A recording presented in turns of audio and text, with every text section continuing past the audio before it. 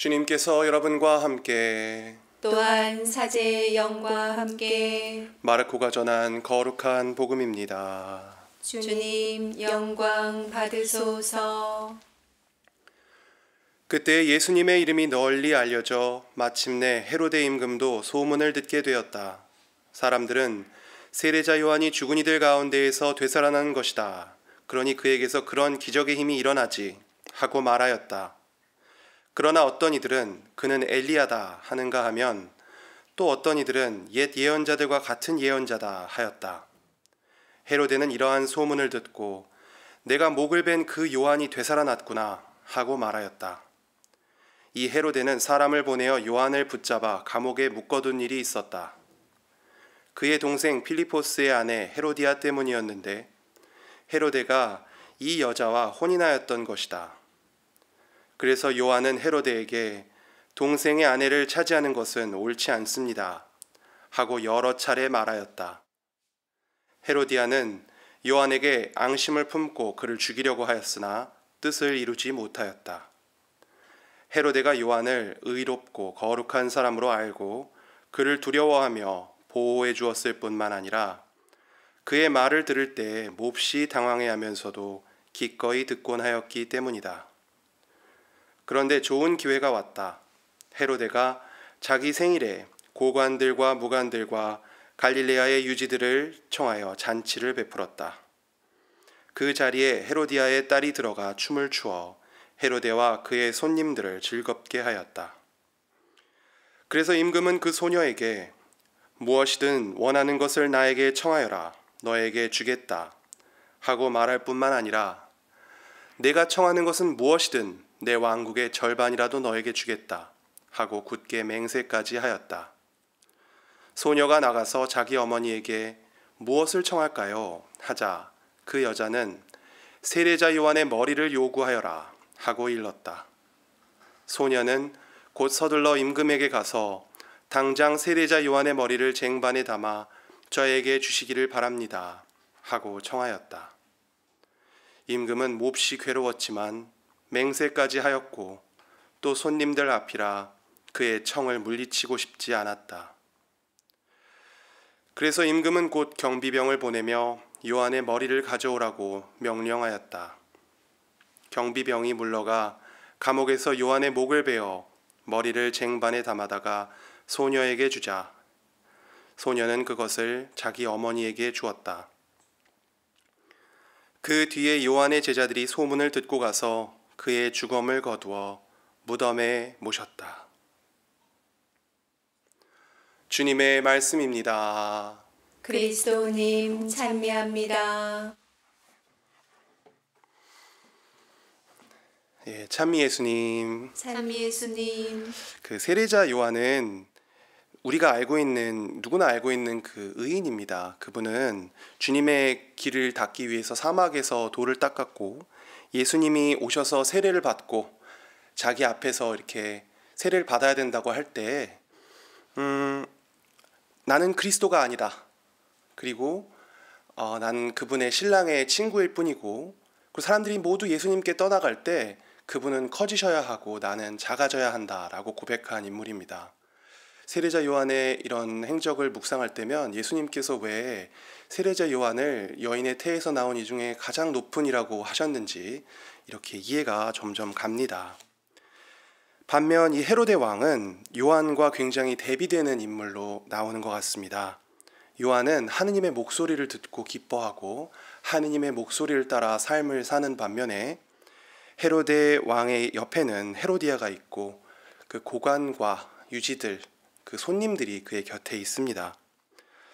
사실 헤로데는 요한을 거룩한 사람으로 알았고 두려워하였고 말도 들어주고 이랬습니다. 그런데 그가 하느님의 행동 양식을 자기 가운데 자기 중심에 두지 않았기 때문에 결국 그 헤로디아와 그 손님들이 중심에 있었기 때문에 자신이 정말 바라지 않았지만 결국에는 자신의 체면을 구기지 않기 위해서 자기가 싫어하는 것, 그 세례자 요한의 목을 내어주는 것을 선택하게 됩니다. 그러니까 본래 하느님의 목소리를 듣고 기뻐하도록 창조된 인간이 그와는 무관한 자신의 무질서한 애착을 지키기 위해 자신이 바라지 않는 것을 하는 것, 좀 이것이 정말 헤로데의 죄가 아닐까, 좀 그런 생각이 듭니다. 그리고 저의 행동과도 굉장히 유사하다, 이런 생각을 많이 했어요. 그럼 헤로데는 그렇다 치더라도 요한은 그러면 무슨 죄가 있어서 어릴 때부터 평생을 주님께 바치고 사막에서 벌꿀을 먹고 고행하고, 그리고 사람들의 죄를 들어주고 또 옳은 말을 따박따박 하면서 박해도 받고, 그리고 결국에는 그러면은 그런 모든 것을 해서 다 삶이 굉장히 멋있었느냐? 그것도 아니고 헤로디아 딸이 춤춰서 헤로데가 자기 체면 구기기 싫어서 죽는 굉장히 무의미하고 굉장히 무력하고 어떤 비참한 죽음을 맞이하게 됩니다. 어떤 자기가 한 이 모든 것들에 보답을 못 받는 그런 삶을 산 것 같이 이렇게 보이는 그런 모습이죠. 참 희한한 것이 예수님도 그렇고 요한도 그렇고 우리 삶에 안겨주는 아주 무력함, 그 의미 없고 무력한 순간들을 하느님의 힘을 빌어서 해결하려고 하지 않습니다. 이분들이 자신들이 능력이 없어서 그런 결정들을 했을까? 근데 그거는 아니라는 생각이 들어요.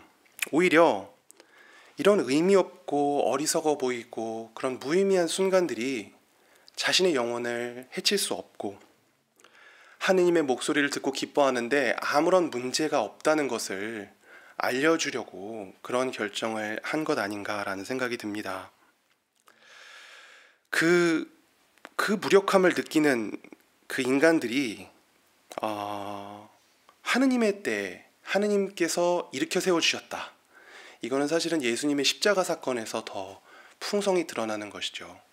예수님께서 십자가의 무력함을 받아들이셨지만 본인이 그렇게 피하고 싶었지만 하느님의 뜻을 따르기를 갈망했던, 그런데 굉장히 무력하게 쓰러지는 것 같이 보였지만 결국에는 하느님의 뜻에 부활하신 그 사건을 기억할 수 있습니다. 오늘 복음에서도 마찬가지죠. 예수님의 이름이 널리 알려지자 사람들이 이거 세례자 요한이 살아 돌아온 거 아니야? 이렇게 생각하게 된 것이죠. 그렇게 좀 느끼게 된 것이죠. 어떻게 보면. 그러면서 하느님께서 죽은 이들을 되살릴 수 있는 분이시고 그리고 기적을 일으키실 수 있는 분임을 다시 기억하게 됩니다. 우리 삶의 대부분은 어떤 이런 무력함으로 뒤덮여 있지 않은가 생각이 듭니다. 질병 앞에서 무력하고 죽음 앞에서 무력하고 관계 안에서 돈 앞에서 폭력 앞에서 그리고 우리가 사랑하는 사람들 앞에서 우리는 굉장히 많은 무력감을 느끼고 실제로도 무력해집니다.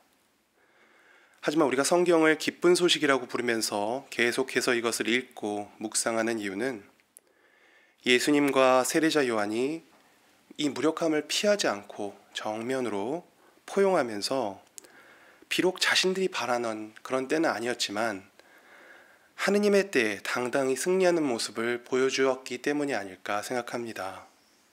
우리가 믿는 하느님은 바로 이런 분이십니다. 우리가 느끼는 무력함과 의미 없음은 우리의 때는 아닐지 몰라도 좀 하느님의 때에 성인들과 함께 빛처럼 빛날 것입니다.